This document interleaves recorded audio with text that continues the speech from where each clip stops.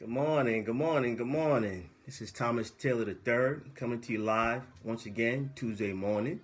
Hope all is well out there. This morning I want to talk to you a little bit about leadership.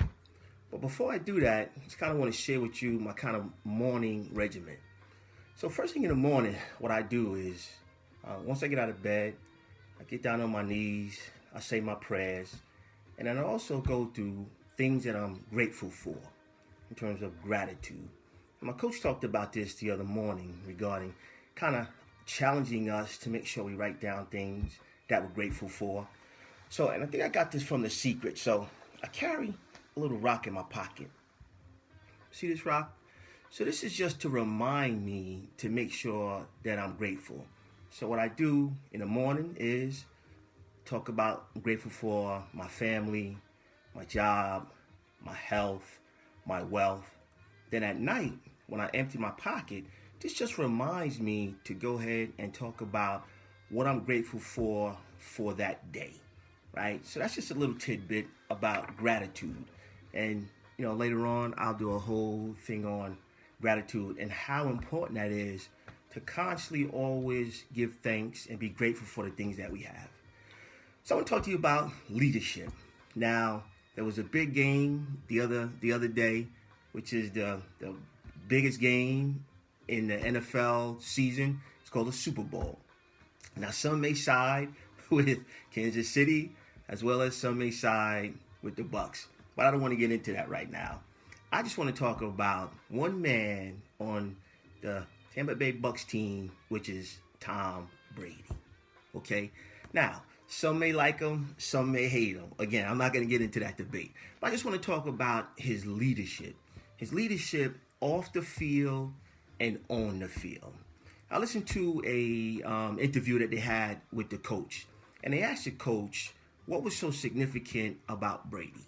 And what he said was that one man changed the whole dynamics of the locker room.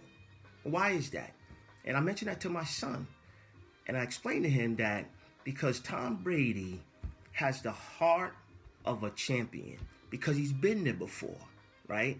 Now, there's a kind of debate on whether or not leaders are born or are they created. That's a debate that kind of goes back and forth. And I believe it's kind of a mixture of the two, right? Because I think we all have an innate inside of us where we are born with certain things. But until we get into a position where we actually challenge and those things have to manifest, will they actually come out?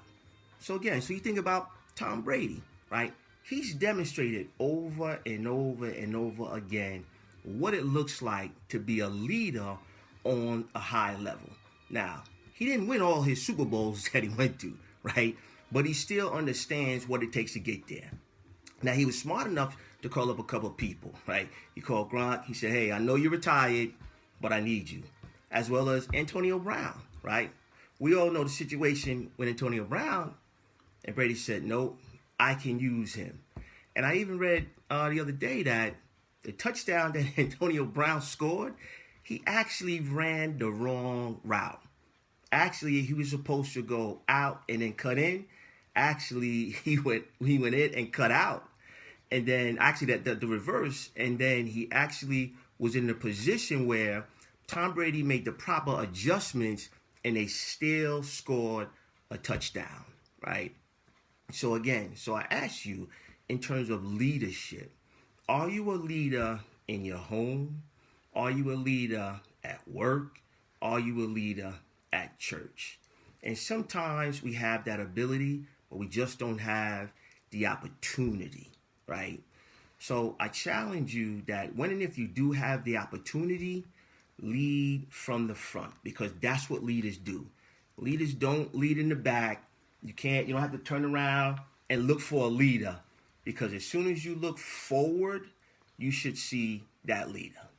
And this is a challenge to the men that are fathers, to the men that are husbands, right?